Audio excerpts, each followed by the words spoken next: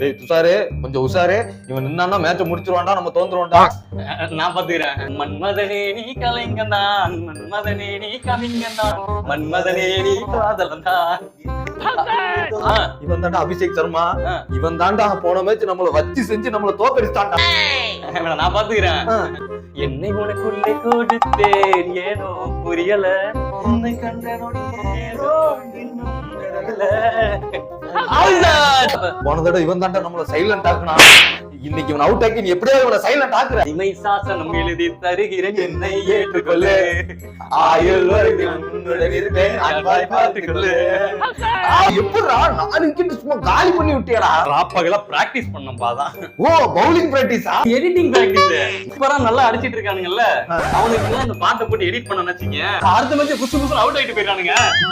Captain உங்களுக்கு கூட ஒரு சாங் இருக்கு, எடிட் பண்ணி தட்டா? எனக்கு புண்ணுல பத்துக்க